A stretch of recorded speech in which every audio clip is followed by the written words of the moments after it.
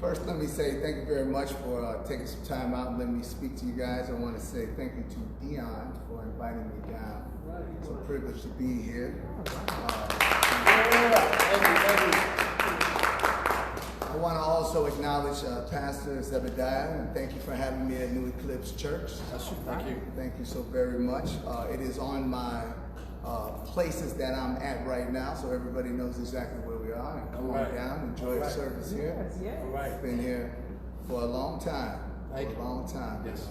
Glad and privileged to be here today. Today is one of those days of inclement weather. So we've got that Chicago strange bipolar weather going. I think it was 60 degrees a couple days ago, and now it's more appropriately tripping. So thank you guys so much for coming out, bearing this, and I will make it worth your while as best I can from my perspective. Sure. I like to always start off by giving you something that I think will hold your attention through the remainder of the conversation. One of those did you knows. We all know that fast foods, snacks, sugary drinks, all of these things have caused obesity. They have been a battle for the waistline. But research has told us something uniquely different.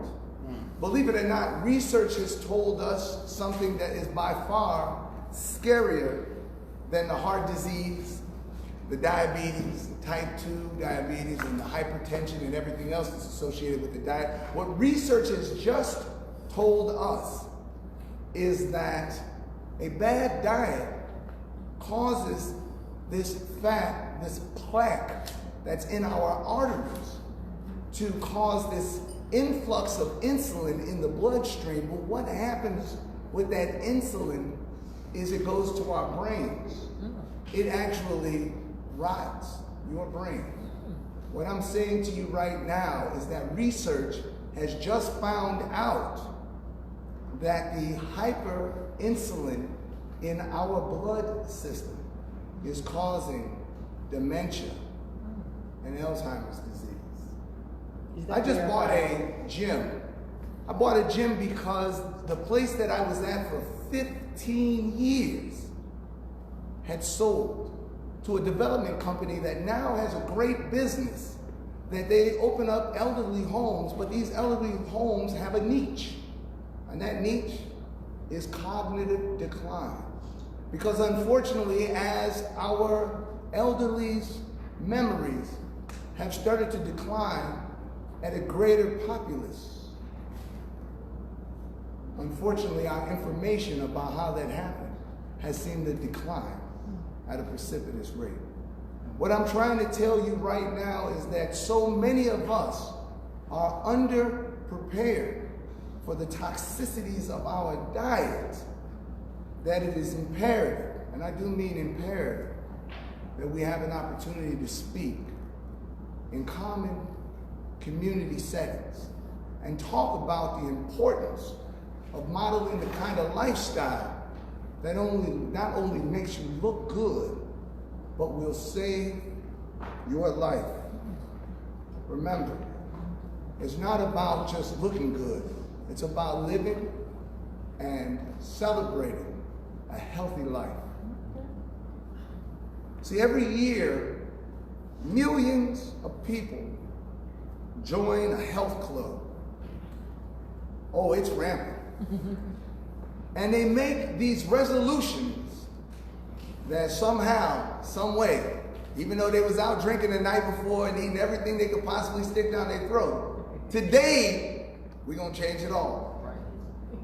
And if you turn on the TVs and listen to the radios and you watch on your social media apps, you'll see all these advertisements.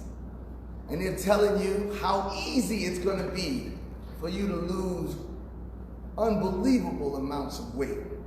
I'm talking 10, 30, 50 pounds, matter of weeks.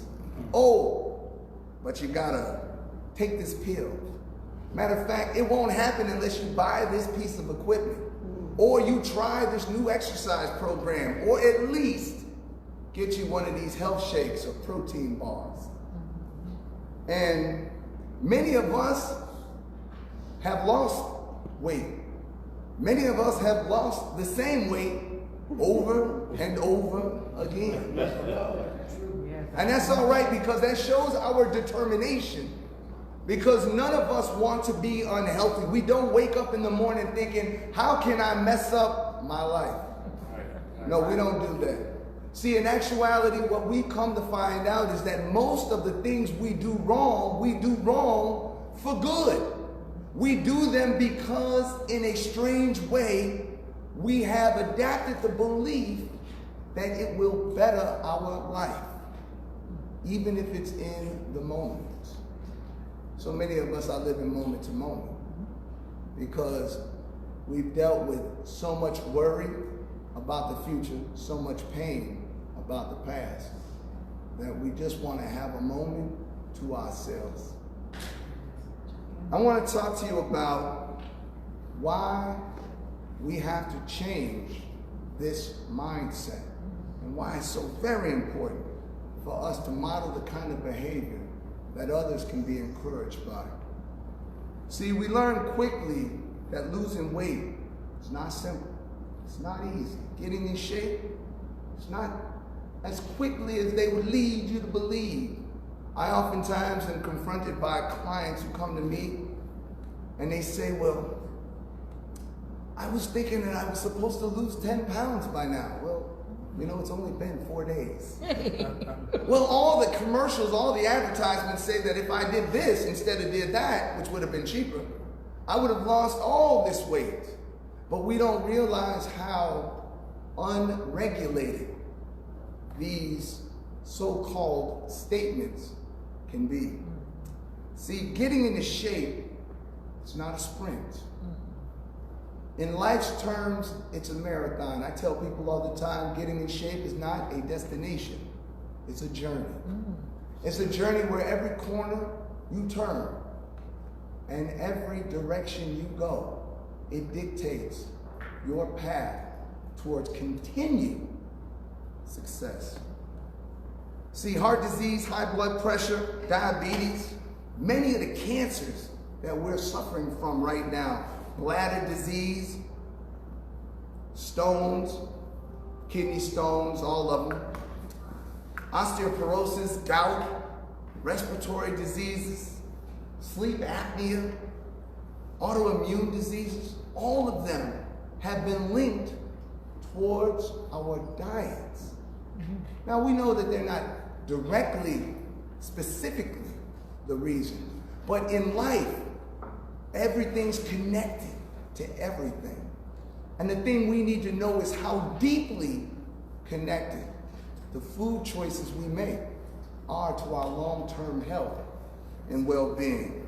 See, these are the reasons why getting your health back is the most valuable course of action for why your resolution should be getting back into shape and improving the way you eat.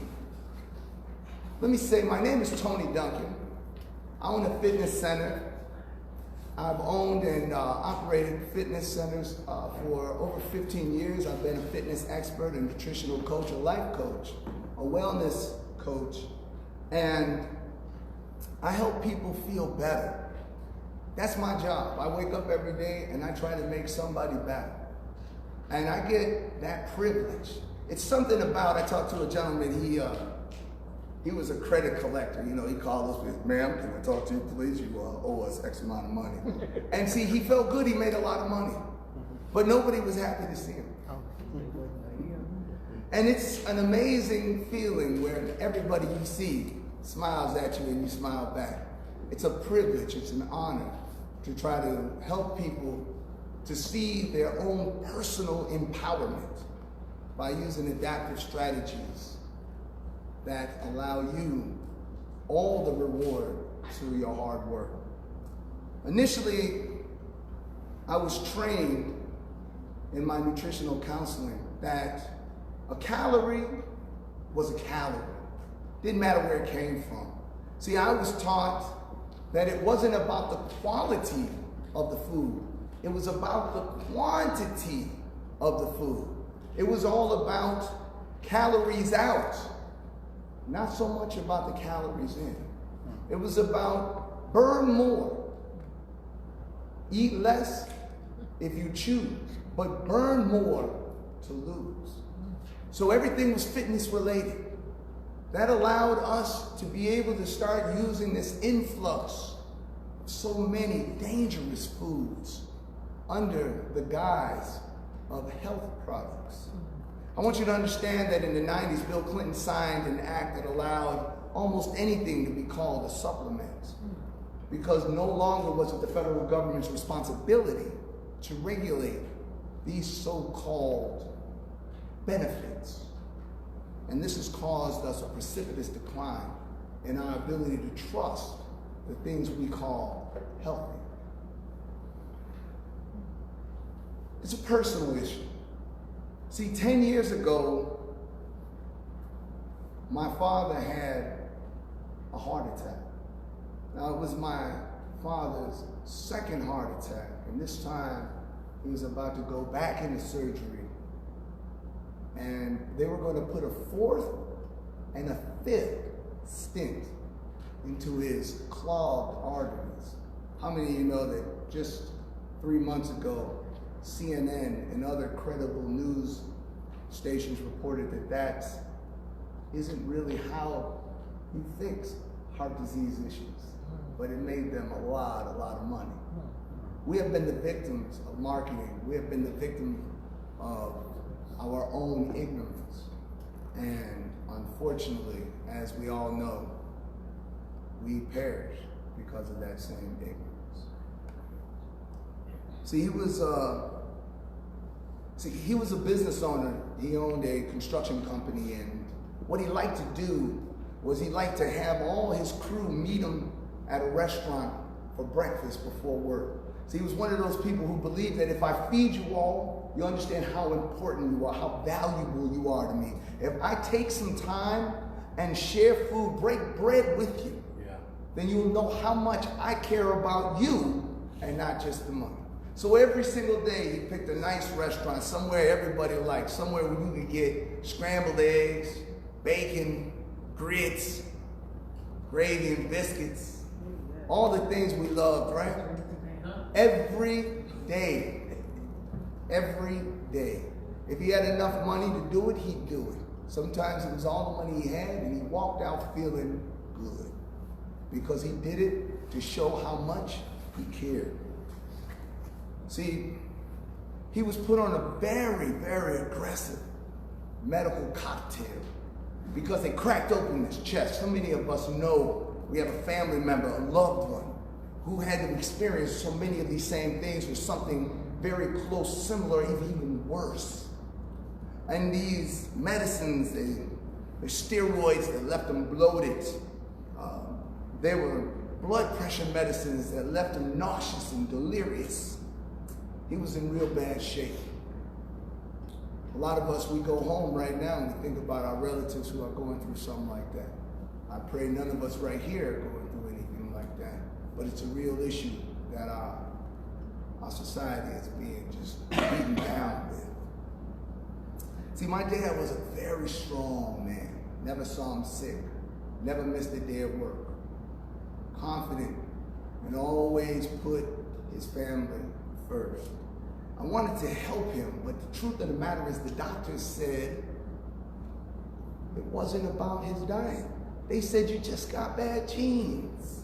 They said, unfortunately, so many people, they can eat the same food you're eating. They don't have this problem. You, luck of the draw. Give you a cocktail, give you a few medicines, and hopefully we can stave this off a little bit. See, but as you know, he got worse, and then he passed. And he didn't pass from the heart disease. He actually passed from the toxicity of all of the medicines he was taking. I'm talking about infarctions of the liver. I'm talking about kidney failure. All these things that are going on in the bodies of so many people who trust their doctors and don't realize that the majority of them have absolutely no nutritional education. I work with doctors every day. A lot of them are my clients. I know this. See, the reality of the matter is, I was scared because I never wanted to go through what my father went through. Here's the strongest man I've ever seen in my life, and he broke down. As David said, "Oh, how the mighty have fallen." I couldn't believe what had just happened. And I knew that I had his genes, right? So now I'm really worried. And I needed more info. So I started to study, but unfortunately there wasn't a lot to be exposed to. So many of these stories about what was good and wasn't was kind of, it wasn't proven. A lot of people was hearsaying, talking backdoor remedies. There was no way to quantify the facts in what was being said. I wanted to believe all these people, but there was no way to fact check them. I eventually enrolled on a program through Cornell University, and it was called Plant-Based Nutrition. I got my education through Cornell by a gentleman who sat on 3 presidential boards, Dr. Colin Campbell. And he put together a program because so many of the studies that he put out were being manipulated by fake advertisements, selling things that never were intended by the research that he conducted. After having that education, I have to be honest, it changed my life. It changed the way I eat. It changed the way I saw other people's issues. It changed my reason for getting out and speaking to people every day. It used to be a time that I just stayed. If you want to lose weight, I got at least 100 different ways for you to do it. And it was your choice, didn't matter, because I didn't understand the connection. See, what I thought initially was that you just pick a diet that works for you, you just roll with it. But I learned so differently. And as a result, I started a campaign in the food deserts. And it was called Operation Desert Smoothie. So I went around giving 100% fruit smoothies to people and talking to them about nutrition and helping moms to understand how to eat and feed their families on a tight budget, because so many times we're told, well, it's too expensive to eat healthy. It's just because we lost so many of the principles that we used to have when eating healthy, eating whole, not being able to eat fast foods, not being able to eat processed foods were the only foods we could afford. I also realized that when I was out there doing these fitness focuses to try and help improve the nutrition of our people, I realized there wasn't regular access to fitness equipment. So I started a campaign to help community organizations get fitness equipment. And so now today, that's one of my primary focuses, is trying to help, because we should be able to work out in our communities. We should be able to work out within our social groups in our communities. And we should have access to this because we are afflicted like nobody else. So God willing, I'll be able to keep that campaign strong. Facebook had caught up with me on Operation Desert Smoothie and did a national campaign to let the whole world know what we were doing and hopefully incentivize grassroots organizations to do the same. So hopefully we made an impact, because now I spend my entire life going around across the country talking to people and sharing the information I have, because inside of you is all the power it takes to make a change if you have a strategy and you are employed with the opportunity to know how to get it done. How many of you are currently under a fitness resolution? How many of you have a goal to get into better shape right now? All right. And how many of you know that there are obstacles that come with that? Listen, it's the truth. It's not easy. Some of us, we deeply want that change. We want it. But the obstacles, it creates so much, just takes our motivation away from us. See, losing weight, one thing that I realized about getting good, healthy lifestyles together is that there's so much misinformation. Who do you follow? Who do you listen to? Who do you trust? See, these are the pitfalls to just getting a linear approach to changing your life. See, there are emotional hurdles that I didn't even expect. But as I changed so many parts of my life, I experienced them. When I was 35 years old, I weighed maybe 30 pounds more than I do. I was a competitive bodybuilder. I wanted to keep lifting as much as I could, as often as I could. And I realized that my lifestyle, even though it looked great on the outside, it was killing me on the inside. And when I switched over, you know, our people, we only know skinny if it's unhealthy. You see somebody lose weight and all of a sudden you say, they either smoking or they got that package. And I had never experienced the negative emotional pushback of losing weight in a time that so many people considered it unhealthy or strange or wrong.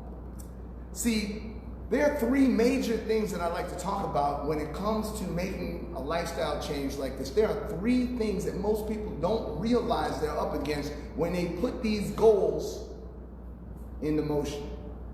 The very first thing is called epigenetics. Now, epigenetics are based on your genes, but what's amazing is that you rewrite your genes as you live. And believe it or not, mothers, you write the genes of your grandchildren based on the life you are living today. It's a very serious deal. Believe it or not, they did a study. Here was the study. They had a woman, she had all of the little electrodes on her head. They had her in a clinical setting. They had her sitting down. And they opened the door and in came her daughter. Oh, and you could see her brain light up. Zzz, zzz, zzz. Hey, honey. And gave her a big old hug. And I said, wow, that's beautiful. Now, I didn't know what to expect because I had just watched this. Then she left the room and in came her favorite chocolate cake. And when I tell you that brain lost it, it went 10 times more than when she saw her own child. Now, of course, she loves her child more than she loved that cake. But the response mechanism was beyond her cognitive control. And I want you to know that these are the things that create the emotional hurdles and the setbacks when we try to make a positive change. You feel like it's too much. You don't know why you can't keep it. You feel like a loser. I'm telling you, that's just one thing. Another thing is called your gut brain. Okay, so they found out a long time ago that the lining of your gut, of your stomach, has more neurons than your spine does. Think about your spine, the thing that articulates all the epidicular musculature in your body. Your gut has a one-way conversation to the brain telling it exactly what it needs to go get. Why? Because what we eat, it becomes the residue. They call that gut microbes. It becomes the residue that determines what you crave. But you can change it. You most certainly can, and we'll talk about that. So we have to understand that this is why trying to do an about face to repent from a bad meal is not always an easy deal. And then there's something that's even harder than that, y'all, self-sabotage. Self-sabotage is the lifestyles we have, so many of us. Yeah. I give you a perfect example. I want you to think about something. When you work hard, got a lot of stress on your mind, you're trying to pay your bills, worrying about your children, trying to do some things, just living in a stressful environment.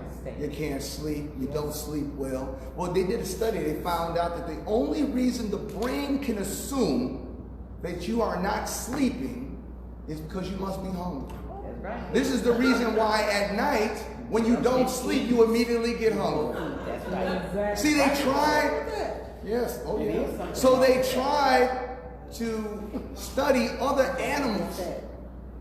They tried to study other reptiles. They tried to study other insects. They tried to study any other living creature that deprived itself of sleep, and they couldn't find one.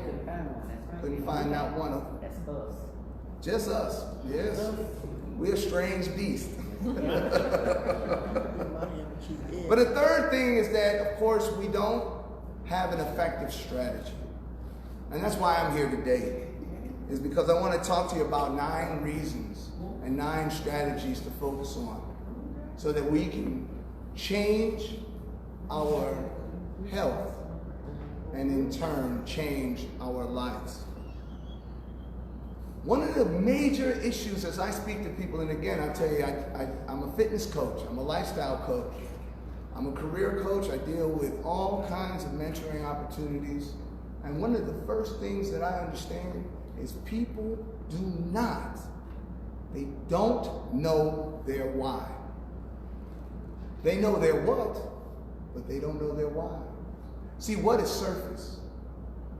They know that they're about to go out of town and they need to lose some weight. They know they feel fat. They know that their friends are all about to, go on a little trip and it's time to tighten up a little bit because we're going to be taking pictures.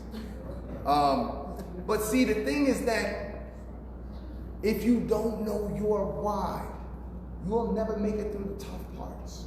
And guaranteed adversity is a part of lifestyle change. But shallow, insignificant reasons that are not your why will not get you across those rugged roads. See, you got to know what your real reason is. You got to know what your drive is. Some of us, we don't even think that deeply about something that means so much. Wanting to look good in a nice dress, wanting to look good in a nice pair of Nikes and a nice outfit, it's not going to cut it. Because it's not going to get you past that day that you are sore from working out. How many of you know that when you get back into the gym, the very first thing you're going to realize is it hurts to lift weights. It hurts to run. It hurts to exercise. What you going to do when you get sore? Most people say, okay, that's it. I'm doing something wrong. My body talking to me, right? Your body ain't been talking right to you for a long time. Don't listen to your body, whatever you do. Listen to anybody, but not your body. When your body tells you you're tired, you can't go, you already are sleep deprived, you're not sleeping enough. Now you're just putting more stress on you. What are you going to do? How are you going to cross that moat? When you're craving foods, because that's what happens when you eat a particular style. You crave those foods. Eventually they'll be the foods that are healthy for you. But for now, they're not. What about when you're out with your friends and they all having a nice time and they at a place where you can't find anything. You can't even find healthy water. Okay, what are you going to do? What are you going to do? Where are you going to get your confidence in that moment? What about when you are mad that you've been put all this work in and you ain't seeing no results? No results, because we think based on the marketing, the millions and millions of dollars of false marketing that makes us believe in this immediate gratification. What are you going to do? What are you going to do then? You got to know your why. Many of us stop because you know what? Eating healthy is just flat out too expensive. Just good Lord. I couldn't believe an apple was $3. Well, many of us need to know how to eat in season. And then we can find those numbers dropping really low. But this is things that our grandparents knew. But because of the false campaigns of eating healthy or eating more conveniently, one of the things that I used to do is go out and show somebody that I can eat healthier than you in the time it takes you to go to the fast food restaurant and come back. My food's already cooked and it's healthier than yours. And it costs less. See, I had to do this as a demonstration when I go out to places. I do this to show people because they couldn't even imagine that it's possible. So important because, again, it's not about looking good. It's about living longer. Some people say, well, you know what? I was going to die anyways. Yeah, well, it's a different walk to that gate. Trust me. The second thing I want to talk to you about is a workout, because some of you think that working out is something that, I don't know, it's nothing short of Christy Brinkley or Arnold Schwarzenegger or some other intense fitness person. The reality of the matter is Beyonce may work out for 3 hours a day, but you don't have to. See, we need to work out multiple times a week, 3 times a week for sure. But the time that we work out is only about 30 minutes. That's it, 30 minutes. Spend some time warming up before that. Spend some time stretching out and cooling down after that. You want to make sure that you're living an active life. On the days you're not working out, you're walking. Maybe you're just taking a nice walk just to keep your mind right, right? But this is what it takes to start this road towards changing your life. See, one thing we have to understand is that goals by the inch are a cinch. Goals by the yard, those are hard. Start slow and progress towards where you want to go, okay? Someone with less time than you and worse genes is looking exactly the way you want to look right now. Because they believed in themselves and they took the time to invest in their why. We got to know our why. It's going to get us where we want to go. The next and the most important thing that I talk about is diet. Let me tell you something. You cannot out-train a bad diet. You know the difference between a basketball player who's 4% body fat and an offensive lineman who's 44% body fat is the calories they consume. They both work out every day religiously. Every day. Both of them. The difference is the amount of calories they're taking in. And we have to understand that. Because when you then look at those calories of whether or not they're productive calories or just calories.